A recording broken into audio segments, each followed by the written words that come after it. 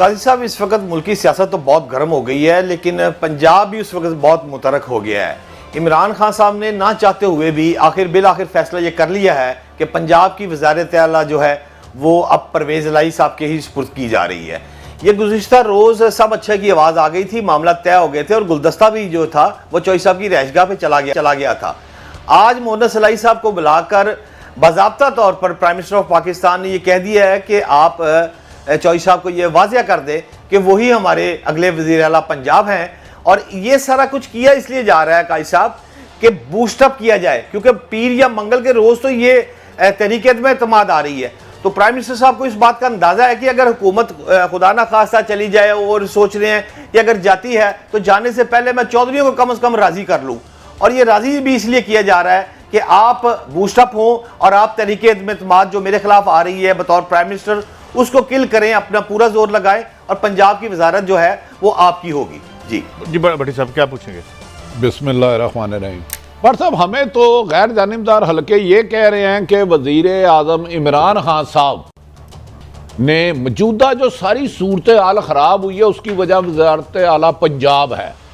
उस पर उन्होंने अहम हलकों ने भी उन्हें कहा था कि पंजाब की नाकस कारकर्दगी की वजह से PTI का वोट बैंक डैमेज हो रहा है। और तीन सूबाई वजीर जिनमें एक काजी सईद साहब की बहुत करीबी दोस्त हैं, वो भी कह रहे थे हमने वज़ीर आज़म को जाके कहा कि अगर ये वज़ीर आला रहे तो हम अगला इलेक्शन नहीं लड़ सकते।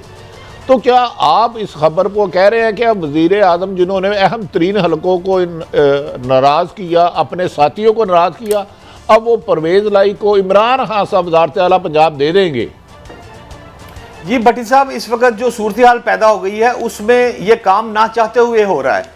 गो के प्राइम मिनिस्टर अंदर से खुश नहीं है, लेकिन मजबूरी इस वक्त यह है कि दो तरफा सियासत हो रही है। चौधरी परवेज़ इलाही साहब को तो इस वक्त अपोजिशन की जानब से ये ऑफर ऑलरेडी आ गई है।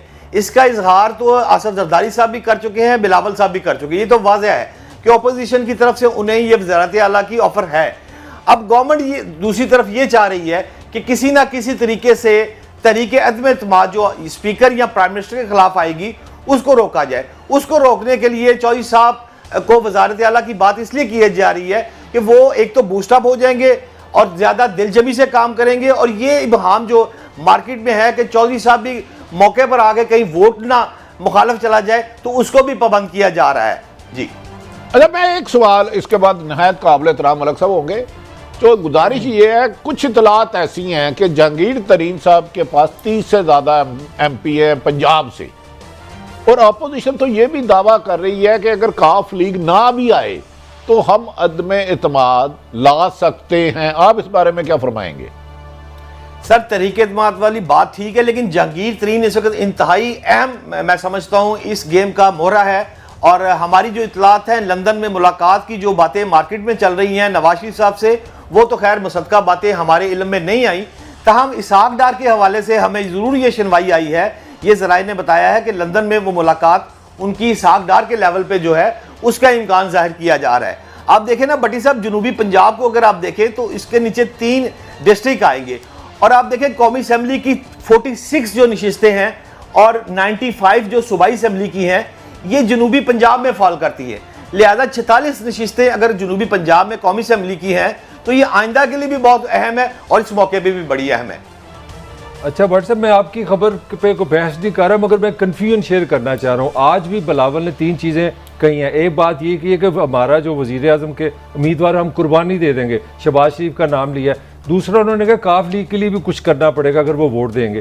तो अभी तक क्यों नहीं काफ लीग एक क्लियर एक आसान स्टेटमेंट दे देती कि हम इत्तेहादी हैं, हम इमरान खान के साथ हैं? अभी तक वो स्टेटमेंट नहीं आई, ग्रे एरिया में रखते हैं। कभी कहते हैं जी कुछ पकेगा तो हम बता देंगे। आज उन्होंने तारीफ भी की है ये पेट्रोल की कीमत पे। तो मैं ये कहना चाह रहा हूँ, जो आप खबर दे रहे हैं उसमें ऑथेंटिसिटी क्यों नहीं आ रही? काफ लीग एक बयान क्यों नहीं दे पा रही? देखिए जी, आज का बयान जो अगर आप गौर करें तो उसमें एक फिक्रा जो चौधरी परवेज़ इलाही साहब ने कहा है, वो उन्होंने कहा है कि अगर हांडी चढ़ेगी तो इसमें से बड़ी हांडी चढ़ी है तो इसमें से निकलेगा ज़रूर कुछ। लिहाजा वो इस बात को निगलेक्ट नहीं कर रहे।